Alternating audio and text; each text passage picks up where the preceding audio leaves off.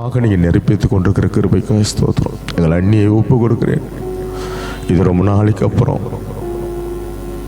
கிட்டத்தட்ட ஒரு 55-60 வருஷத்துக்கு முன்னாடி, இதோ கத்தாவே 50 வருஷத்துக்கு முன்னாடி நான் பெஞ்சமின் அண்ணனை பார்த்தேன். இன்னைக்கு நான் பார்க்குறேன். இதுவே மிகப்பெரிய ஒரு பாக்கியம்.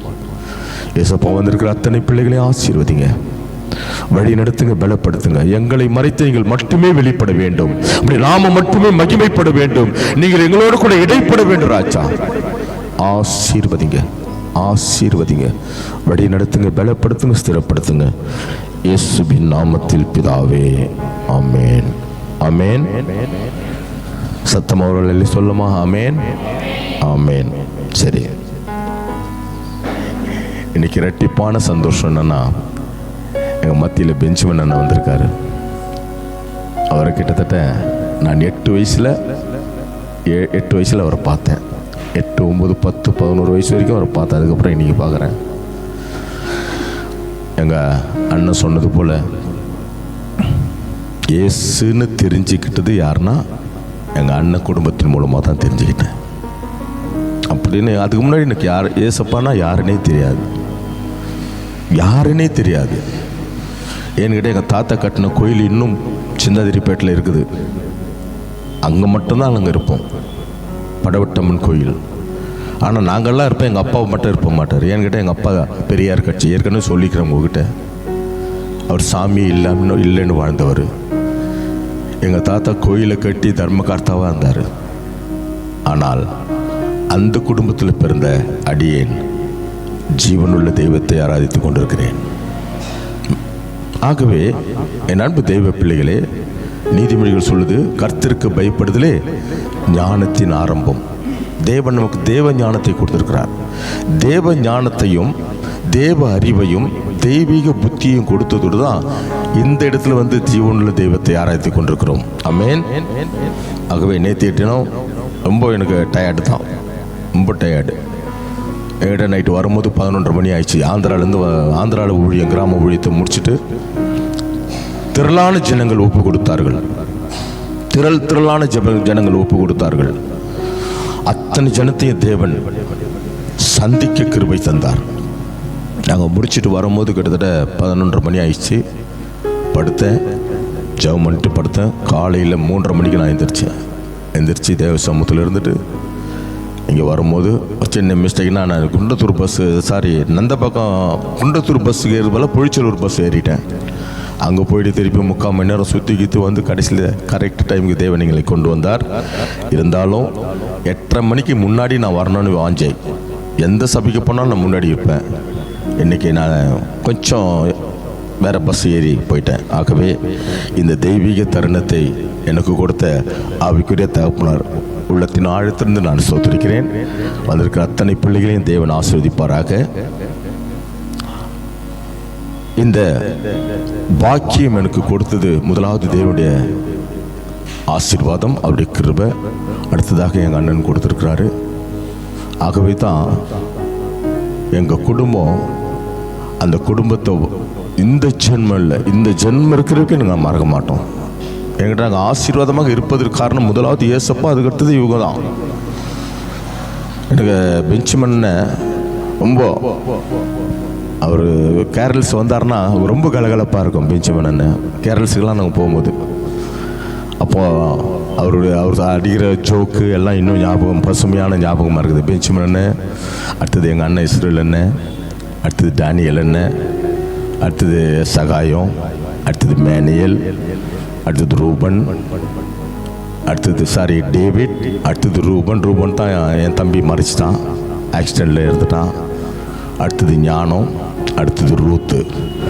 அத்தனை பேருக்கும் என்னால் மறக்க முடியாத காரணம், மிகப்பெரிய ஒரு பாக்கியம் என்னன்னா, ஏசப்பாவை தெரிஞ்சுக்கிட்ட ஒரு நோக்கம் அவருக்கு மூலமாக.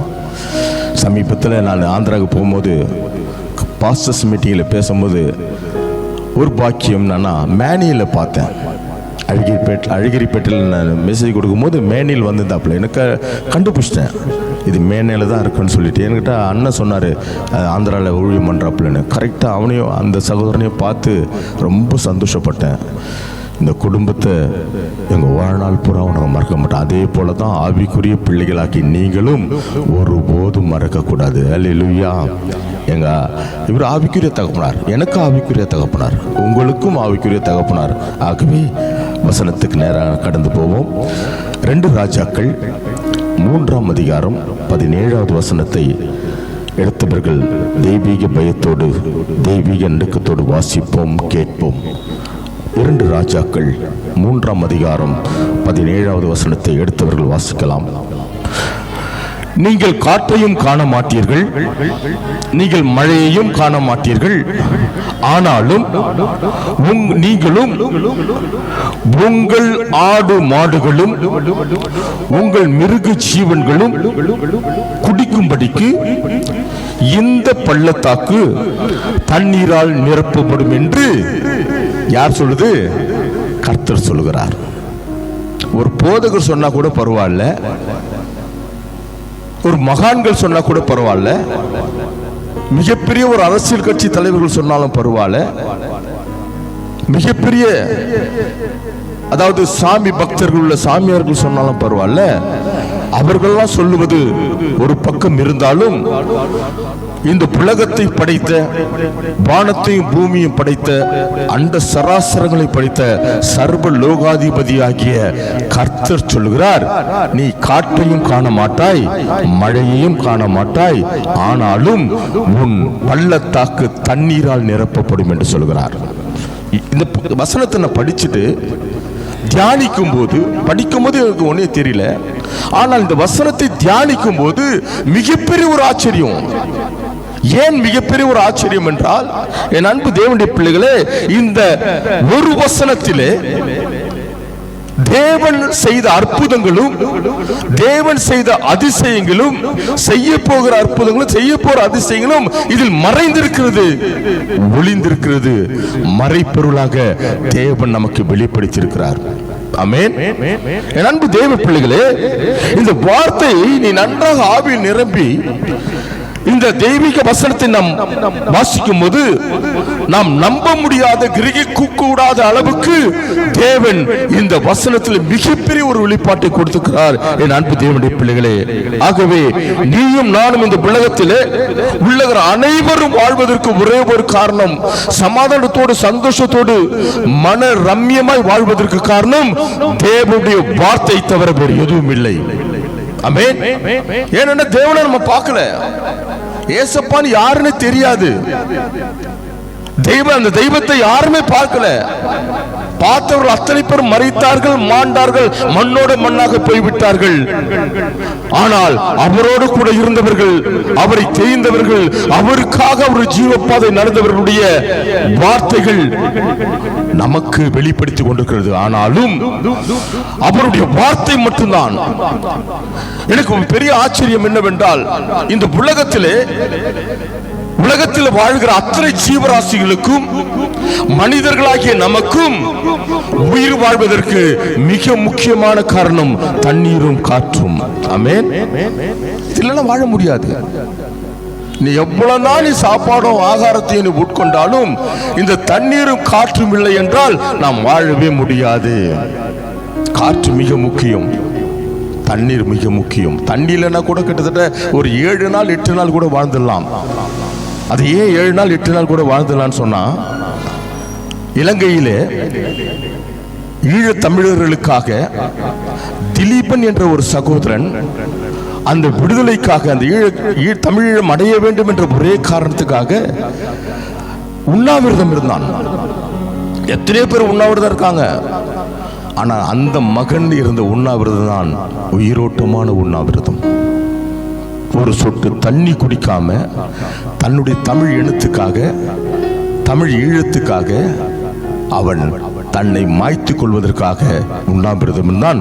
ஒரு சொட்டு தண்ணி கூட குடிக்காம, இதுதான் உண்ணாவிரதம். பாருங்க, அவன் கிட்டத்தட்ட, இது நடந்த சம்பவம் 1995ஆம் வருடம். ஒரு சொட்டு தண்ணி குடிக்கல. எவ்வளவு ட்ரை பண்ணாங்க. பிரபாகரன் கூட வந்து கெஞ்சினாரு, இல்லப்பா நீ உயிரோட இந்த தம்ப போராட்டம் பண்ண முடியும், நீ தண்ணி குடிப்பா. எவ்வளவு எத்தனை பேர் தலைவர்கள்லாம் அவர்கிட்ட கெஞ்சும் சரிப்பட்ட தமிழும் கிடைக்கவில்லை. அவன் உயிரும் போனது. கரெக்டாக 8 நாள் 9 நாள் உயிரோடு இருந்தான், தண்ணி குடிக்காம. இந்த தண்ணீருக்காக இந்த விஷயத்த சொல்றேன். அவனை மேன்மைப்படுத்தி அவன் மிகைப்படுத்தி நான் சொல்ல காரணம் இல்லை. ஆனா காற்று இல்லாமல் நீ 1 மணி நேரம் கூட உயிர் வாழ முடியாது. ஆனா தேவன் சொல்கிறார், நீ காற்றையும் காண மாட்டாய், நீ மழையையும் காண மாட்டாய், ஆனாலும் தண்ணீரால் உன் பள்ளத்தாக்கு நிரப்பப்படும். விசுவாசித்தால் மட்டும்தான் நீ தேவனுடைய மகிமையை காண முடியும். தேவனுடைய மகிமையை காண முடியும். எங்களுக்கு எல்லாமே இருந்தது. எங்களுக்கு சொந்தமான வீடு இன்னும் சிந்தாரிப்பட 4 இடம் இருக்கு, 4 வீடு இருந்தது. எனக்கு தெரிஞ்சு இருந்தது. அந்த கோயிலுடைய நிலம் எங்களுடைய நிலம். இன்னைக்கு அதை வித்தா 2.5 கோடி. எங்க வீட்டோடு வித்தா கிட்டத்தட்ட 3.5 கோடி ஆகும். ஆனா அந்த கோயில் நிலம் எங்களுக்கு சொந்தம். ஆனாலும் அதை நாங்கள் சொந்தம் பாராட்ட முடியாத அளவுக்கு என் தேவன் எங்களோடு கூட இடைப்பட்டார். சொத்து சுகம் முக்கியம் இல்லை, எங்களுக்கு தேவை சமாதானம். எங்களுக்கு தேவை சமாதானம். தேவனுடைய நாமத்தை உலகமெங்கும் பறைசாற்ற வேண்டும் என்ற ஒரே நோக்கத்துக்காக தான் எங்களை அடியனை கருவில் இருக்கும் போதே எங்களை தெரிந்து கொண்டார். ஆமென், ஆமென். என் அன்பு தேவ பிள்ளைகளே, தண்ணீர், காற்று மிக முக்கியம். ஆனால் தேவன் சொல்கிறார், நீ இதையும் 2த்தையும் காண மாட்ட, ஆனாலும் உன் பள்ளத்தாக்கு நிரப்பப்படும் என்று சொல்கிறார். உதாரணத்துக்கு, காட்டில் வாழ்கிற மிருகங்கள் சுதந்திரமா வாழும். எல்லாவற்றையும் சந்திக்கப்படும். மிருகங்களுக்கு எல்லாவற்றையும் சந்திக்கக்கூடிய கிருபை தேவன் கொடுத்திருக்கிறார். ஆனாலும் ஒரு மிருகம், காட்டில் வாழ்கிற ஒரு மிருகம் நாட்டிற்குள் ஊடுருவது என்றால் 2 காரணத்துக்கு தான் ஊடுருவோம். காட்டில் இருக்கிற மிருகம் மக்கள் வசிக்கிற நாட்டுக்குள் ஊடுருவதற்கு 2 காரணம். ஒன்று தண்ணீருக்காக வரும், இல்லை என்றால் ஆகாரத்துக்காக வரும். மெயினா தண்ணி தான் வரும். எத்தனை மிருகம் அந்த மாதிரி நாட்டுக்குள்ள வந்திருக்குது. நாட்டுக்குள்ள தண்ணீரை குடிக்கும் போது யாராவது அதை ஏதோ தொந்தரவு பண்ண போறான்ற பயத்துல தான் மக்களை அடித்து கொன்றுவிடும். தண்ணீர் மிக முக்கியம் மிருகங்களுக்கும் இந்த உலகத்தில் வாழ்கிற ஜீவராசிகளுக்கு. அன்பு தேவ பிள்ளைகளே, தண்ணீர் என்றால் அபிஷேகம், காற்று என்றால் தேவனுடைய வல்லமை. இந்த 2ம் மக்களுக்கு அபிஷேகமும் வேண்டும். ஆவிக்குரிய பிள்ளைகளாகிய நமக்கு அபிஷேகமும் வேண்டும், தேவனுடைய வல்லமையும் வேண்டும். ஆமென். தேவன் சொல்லுகிறார், அதே தேவன் தான் சொல்லுகிறார். சங்கீதக்காரன் மூலமாக வாசிப்போம். சங்கீதம் 107ஆம் அதிகாரம் 35ஆம் வசனத்தை எடுத்தவர்கள் தேவ பயத்தோடு தெய்வீக நடுக்கத்தோடு வாசிப்போம். சங்கீதம் 107:35.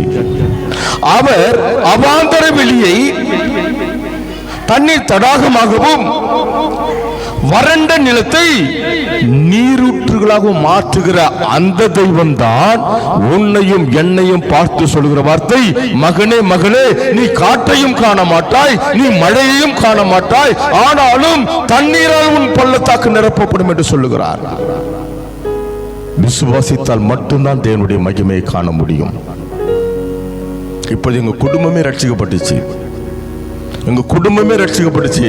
அதுக்கு ஒரு காரணம், இவர்கள் போட்ட, எங்கள் ஆவிக்குரிய தகப்பனார்கள் போட்ட விதைகள். என் அன்பு தேவ பிள்ளைகளே, இந்த உலகத்தில் மிக பிரம்மாண்டமான தேவன் படைத்த படைப்பில் முதலாவது அதிசயமான அற்புதமான படைப்பு என்னவென்றால், ஜீவராசிகளும் மனிதர்களை படைத்த மிகப்பெரிய ஒரு அற்புத படைப்பு. கிரகிக்க முடியல, எந்த விஞ்ஞானியாலும் கண்டுபிடிக்க முடியல. மனிதனுடைய ஒவ்வொரு படைப்பும், ஒவ்வொரு அவயங்களும் எந்த ஞானியும் டாக்டர்களும் கண்டுபிடிக்காத அளவுக்கு தேவன் படைத்திருக்கிறார். அதற்கடுத்த ஒரு பிரம்மாண்ட படைப்பு என்னவென்றால், அதாவது வானம், பூமி, காற்று, தண்ணீர், நெருப்பு.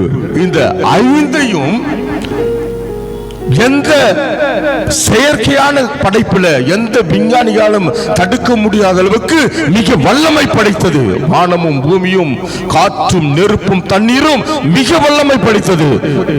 அந்த செயற்கையான முறையில் அதை தடுக்க முடியும் என்றால் அப்ப நம்ம தேவன் எவ்வளவு வல்லமை பொருந்தி இருப்பாங்க. ஆனா இந்த 5ஐயும் நம்முடைய இந்து சகோதரர்கள் 5ஐயும் 5 விதமான தெய்வங்களாக பூஜிப்பார்கள். இது பேர் என்ன சொல்லுவாங்க? பஞ்சபூதங்கள் என்று சொல்வார்கள். அவர்கள் நமஸ்கரிப்பார்கள். நம்முடைய இந்து சகோதரர்கள் அது அந்த பஞ்சபூதங்களை நமஸ்கரிப்பார்கள். காற்றுக்கு ஒரு தெய்வம், வானத்துக்கு ஒரு தெய்வம், பூமிக்கு ஒரு தெய்வம், நெருப்புக்கு ஒரு தெய்வம், தண்ணீருக்கு ஒரு தெய்வம் என்று தனித்தனியாக அவர்கள் நமஸ்கரிப்பார்கள், பூஜிப்பார்கள். ஆனால் இந்த ஐந்தையும் படைத்த சர்வ வல்லமையுள்ள தெய்வத்தை நாம் ஆராதித்துக் கொண்டிருக்கிறோம். ஆமென். அப்ப நாம தானே சர்வ வல்லமை உள்ள பிள்ளைகள். என் அன்பு தெய்வ பிள்ளைகளே, இந்த ஐந்தையும் படைத்த அந்த சர்வ வல்லமையுள்ள தெய்வத்தை நீங்களும் நானும் ஆராதிப்பதற்கு ஒரே ஒரு காரணம், அவரால் அழைக்கப்பட்டவர்கள். ஆமென், ஆமென். ஒரு சட்டத்தை போட்டாங்க. சட்டத்தை போடுவதற்கு ரகசியமான ஒரு ஆலோசனை நடந்தது. எங்க? மத்தியில. அந்த ஆலோசனை, சட்டத்தினுடைய ஆலோசனை நடந்த போது அந்த விஷயம் லீக் அவுட் ஆயிடுச்சு, வெளியே கசிந்தது. உடனே இந்தியாவை பரபரப்பாயிடுச்சு. முதல் எதிர்ப்பு குரல் கொடுத்தது கிறிஸ்துவர்களாகிய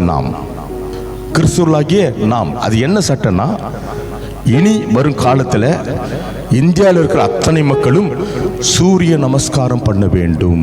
அந்த சட்டத்தை இப்ப இருக்கிற 10 வருஷத்துக்கு முன்னாடி போட்ட சட்டம், அதை கொண்டு வரப்போகிற சட்டம், ரகசிய திட்டங்கள் ஆலோசனை நடந்தபோது அது லீக் அவுட் ஆயிடுச்சு. முதல் எதிர்ப்பு கொடுத்தது கிறிஸ்துவர்களாகிய நாம். என்ன எதிர்ப்பு தெரியுமா? நீங்க ஒரு சட்டத்தை போட போறீங்க, அது வெளியே வந்துச்சு, எல்லாரும் சூரிய நமஸ்காரம் பண்ணணும்னு சொல்லி.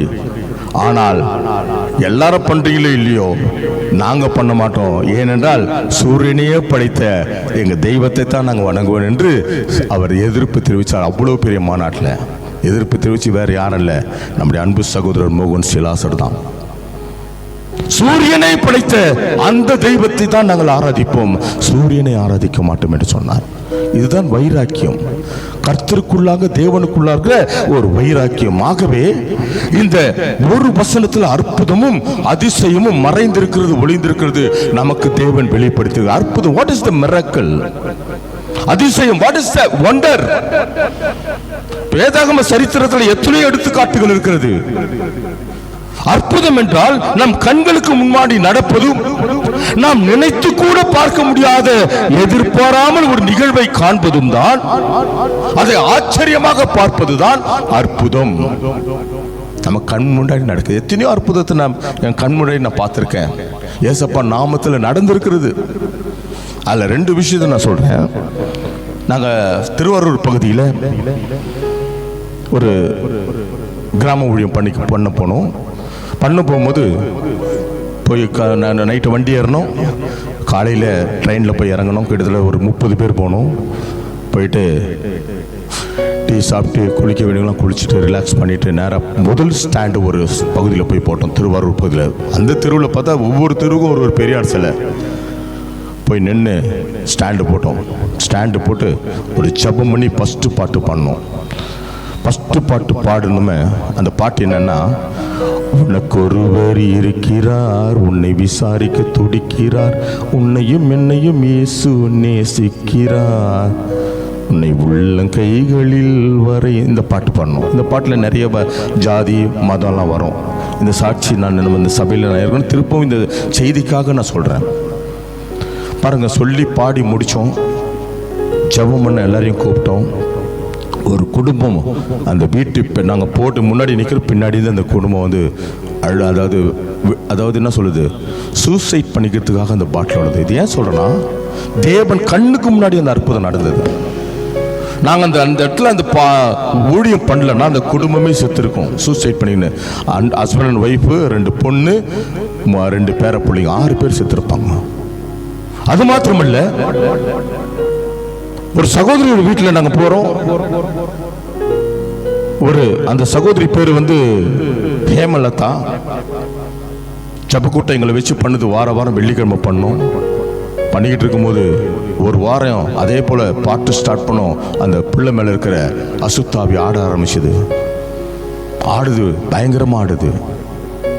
நான் கேட்டேன், என்னம்மா அந்த ஹேமலதா அக்கா பேர் செல்வி, என்னம்மா அது மாதிரி தெரியல ஐயா, இன்னைக்கு தான் அப்படி வெளிப்படுதுன்னு சொன்னாங்க. அது ஆடுது. ஜெபக்கூட்டம் ஒரு பாட்டு ஸ்டார்ட் பண்ணோம். அந்த பாட்டு அழகானவர், அருமையானவர், இனிமையானவர் ஒரு பாட்டை பாடி அந்த சகோதரி ஆட சகோதரின்னு சொல்லக்கூட என் பொண்ணு வயசு தான். அந்த பாப்பா ஆட ஆரம்பிச்சுது.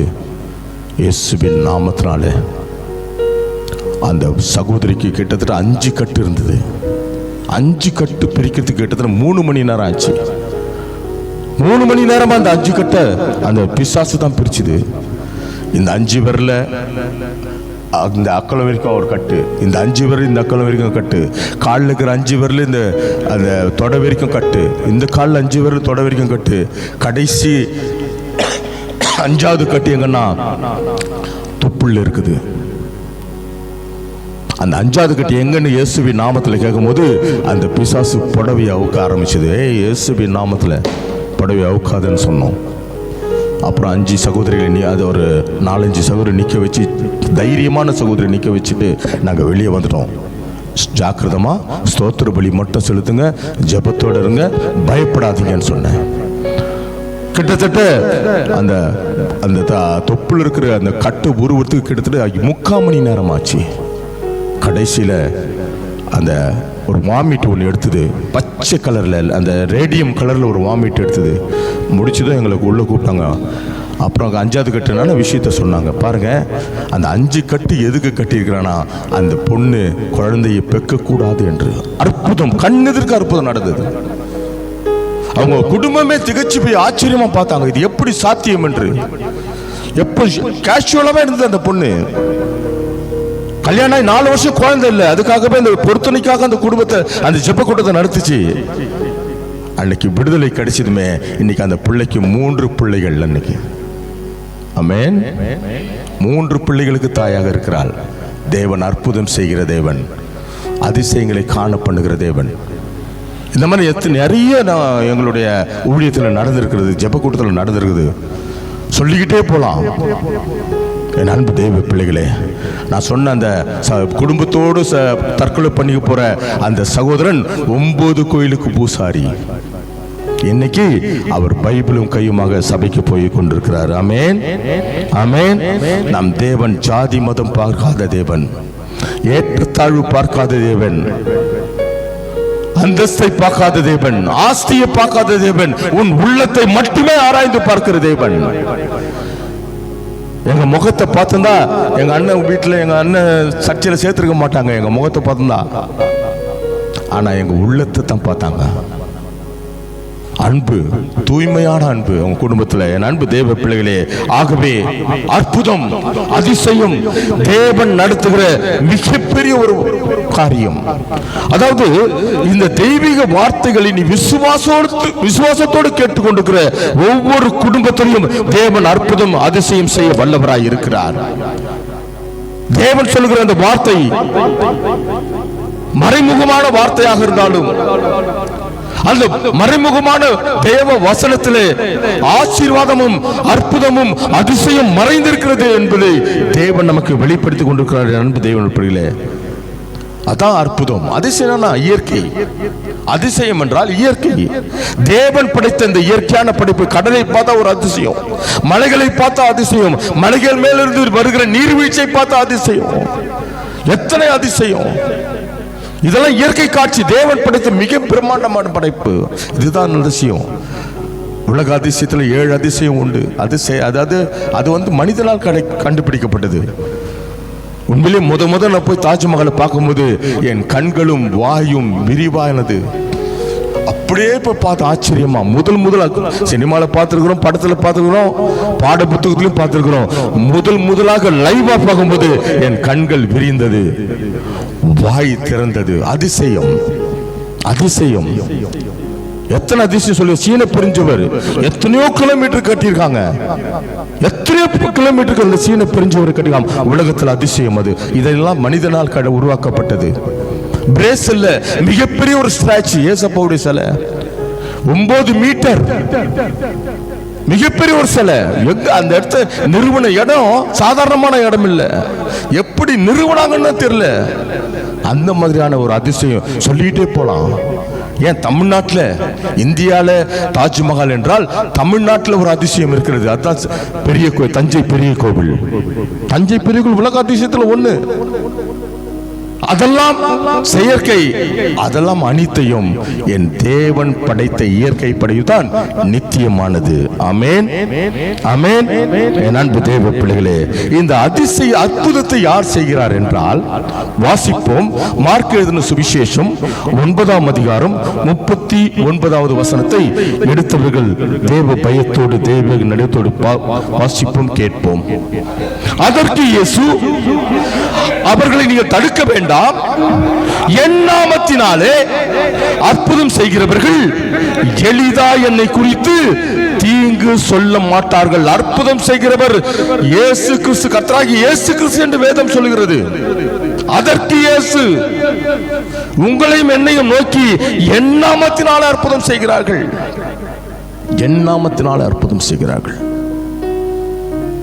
இது கர்த்தராகிய இயேசு கிறிஸ்து அற்புதம் செய்கிறவர், அதிசயத்தை செய்கிறவர்கள். நியாயாதிபதிகள் 13ஆம் அதிகாரம் 18வது வசனத்தை எடுத்தவர்கள் வாசிக்கலாம். பக்கம் 321. நியாயாதிபதிகள் 13:18.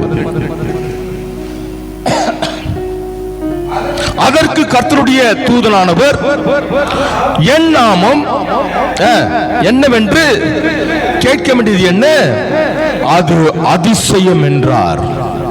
யெகோவா தேவனாகிய கர்த்தர் அதிசயமானவர். ஆனால் அந்த திரியேக தேவனாகிய கர்த்தராகிய இயேசு கிறிஸ்து, யெகோவா தேவனாகிய கர்த்தர், பரிசுத்த ஆவியானவர் நமக்கு ஒவ்வொரு நாளும் நம்முடைய வாழ்க்கையில அற்புதமும் அதிசயத்தையும் செய்து கொண்டிருக்கிறார். தேவனை நீ முழு உள்ளத்தோடு நேசி, நீ பரிசுத்த வேதாகமத்தை பயபக்தியோடு வாசி, அப்போதுதான் தேவன் உங்களுக்கு வெளிப்படுவார். மதுரா நகர் பக்கத்தில் நாங்கள் ஊழியத்துக்கு போயிட்டு கொண்டிருந்தோம். ஊழியத்துக்கு போயிட்டு இருக்கும்போது அந்த வேனுடைய அந்த கியர் பாக்ஸ் உடைஞ்சு போச்சு. கியர் பாக்ஸ் உடைஞ்சு போச்சு. வண்டி இனிமேட்டு எடுக்க முடியாது, நகராது, வேற வண்டி அரேஞ்ச்மெண்ட் பண்ணிக்கன்னு சொல்லிட்டு நம்ம சகோதரன் சொல்லிட்டாரு. அவரும் ஒரு ஊழியக்காரர் தான், தெலுங்கு பாப்டிஸ்டில் ஒரு விசுவாசியாக இருக்காரு. வின்சென்ட் அந்த தம்பி பேர். ஒன்றையும் பண்ணல, எல்லாரும் கை கோத்து வேனில் ஜெபம் பண்ணோம். எல்லாரும் ஜெபம் பண்ண வேனில் தரிசனம் கொடுத்தார் தேவன். தரிசனத்தை கொடுக்கிறாரு. இந்த பக்கம் 7 தூதர்கள், இந்த பக்கம் 7 தூதர்கள் மலர், அதாவது மலர் சரத்தை கொண்டு இழுக்கிறார்கள் வேண.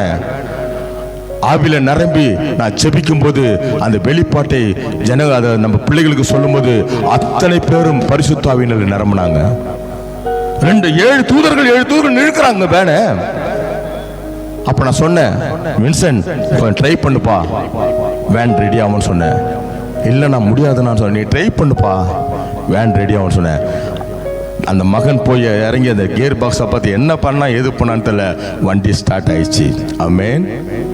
அற்புதம், அற்புதம். என் அன்பு தேவனால் கூடாத காரியம் ஒன்றுமில்லை, என் தேவனால் எல்லாம் கூடும் என்று வேதம் மிக தெளிவாக சொல்லுது. வாசிப்போம். ஏசாயாவின் தீர்க்கதரிசன புஸ்தகம் 29வது அதிகாரம் 14வது வசனத்தை வாசிப்போம். ஏசாயாவின் தீர்க்கதரிசன புஸ்தகம். ஆதலால் இதோ நான் அற்புதமும் இல்ல. ஏசாயா 29:14. ஆதலால் இதோ நான் அற்புதமும் ஆச்சரியமான பிரகாரமாக இந்த ஜனங்களுக்கு ஒரு அதிசயத்தை செய்வேன். அப்புறம் ஞானிகளின் ஞானம் கெட்டு அப்படி விவேகிகளின் விவேகம் மறைந்து போகும் என்று ஆண்டவர் சொல்லுகிறார். அதிசயம் செய்வதும் அற்புதம் செய்வதும் நாம் ஆராதிக்கிற இயேசு கிறிஸ்து. நீ ஜெபிக்கிற ஜெபம் கேட்கப்பட வேண்டும் என்றால், உன் பள்ளத்தாக்கு தண்ணீரால் நிரப்பப்பட வேண்டும் என்றால், உன் பொருளாதார தேவைகள் சந்திக்கப்பட வேண்டும் என்றால், உன் பண தேவைகள் சந்திக்கப்பட வேண்டும் என்றால், நீ வியாதியிலிருந்து சுகப்பெற வேண்டும் என்றால், உன் பிரச்சனைகளுக்கு ஒரு தீர்வு காண வேண்டும் என்றால், நீ என் தேவனை முழு மனதோடு முழு உள்ளத்தோடு முழு ஆத்மாவோடு ஆராதிக்க வேண்டும். அறையும் குறையுமாக அல்ல. அறையும் குறையுமாக அல்ல. நீ எதை செய்தாலும் தீர்க்கமான முடிவோடு செய்ய வேண்டும், தேவனுடைய சமூகத்தில் வைத்து. என் அன்பு தேவ பிள்ளைகளே, சபைன்னு வந்த பிறகு நம்ம என்ன பண்ணோம்? ஒரு தேவ பயம் வேண்டும், தேவ நடுக்கம் வேண்டும். நம்ம யார் ஆராதிக்கிறோம்? உலக பிரகாரமான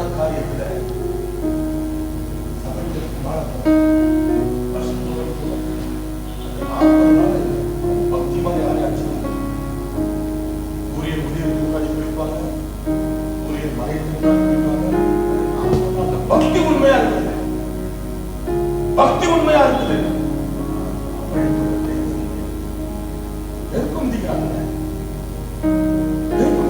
தன்னை வருத்திக் கொள்கிறார்கள். நாம் அது மாதிரி செய்யும். தேவன் அது மாதிரி கேட்கிறாரா? உன் உடலை கேட்கல, உன் பொருளை கேட்கல, உன் நகையை கேட்கல, உன் உள்ளத்தை மட்டும்தான் என் தேவன் கேட்கிறார். அவங்க பக்தி உண்மையா இருக்குது. ஒரு சில பக்தி உண்மை இல்லை, முட்டாள்தனமா தலையில தேவை முடிக்கிறாங்க. கண்ணி ரத்தம் தான் வரும், மனுஷனுக்கு தனியா வரும். ரத்தம் தான் தெய்வம் கொடுக்கணும். சாமியை சாப்பிடும், சாமியை சாப்பிடும், மாட்டு மூத்தத்தை குடிக்கலாம். தேவஞானம் இல்லை, தேவஞானம் காப்பி கொடுக்கலாம். அந்த தேவனெல்லாம் செய்ய சொன்னாங்க இல்லை. பக்தி பக்தி பக்தி. ஆனா தேவன்